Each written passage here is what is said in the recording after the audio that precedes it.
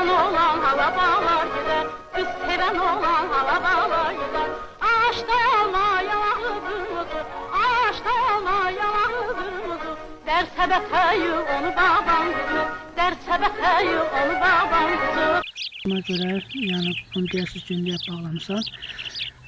Başlarını kəsmişəm, kəsdiyim üçün oradan hava çıxmasın deyə, həm yağış damcıları olmasın deyə, yəni bağlamışam. Kim necə calaq vurursa, Allah işlərini avan diləsin, hər kəsin vurulsun, bol etsin. Mənim də əlimdən gələni bax budur, yəni mən belə bir calaq edirəm. Bu da son. Bu alma ağacıdır. Cır almaya belə bir calaq etdim. 15 yaşımdan, 15-16 yaşımdan belə calaq edirəm. Ağac calamışam. Hamısı da bu növlərdə etmişəm. 30 illik mən calaq növlərini edirəm. Yəni elədiyim calaqlar bax bunlardır, beləncə bir calaqlardır. Nəticəsi də göz qabağında olur inşallah. Hər bir şeydə yaxşı olacaq. Bu da başqa sort alçasıdır. Qırmızı yarpaqlı alçasıdır. Bir qohumdan almışam. Allah onun canını sağ etsin. O mənə verdi bu qırmızı yarpaqlı alçanı. Bunu calaq vuranda, daha doğrusu tumurcuqluydu. Tumurcuqluydu. İndi isə yarpağı üstündədir. İnşallah yaxşı olar Allahın köməyinə. Bax bu cür calaq etmişəm. Hər kəsə xeyirli günlər qismət olsun. Əziz izləyicilər, bu gördüyünüz calaq çəpinə yarıldı.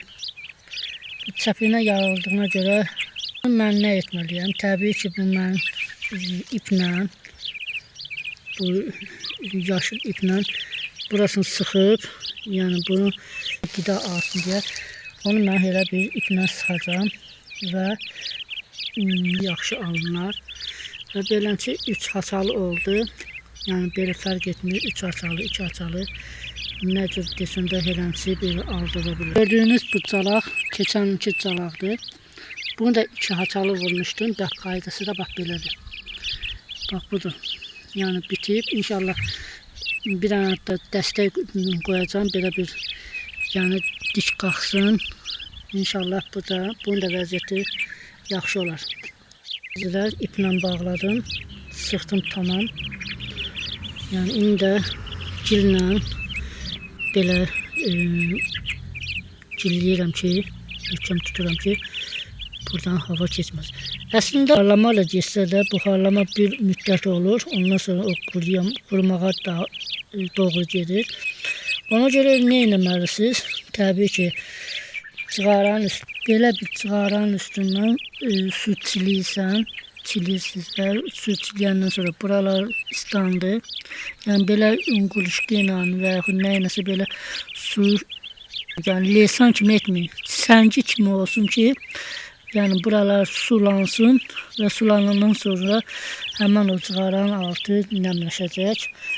Təxmini bunu da hansı saatlarda etməlisiniz? Təbii ki, bu da bir günortadan sonra saat 4 ilə 5 aralarında, yəni bu vaxtlar etməlisiniz. Həftədə 2 dəfə yəni etsəz daha yaxşı olar. Çox da sulanmayın, çünki orada hansı bir yerəsiz ziyanı vura bilər. Bu qədər, sağ olun.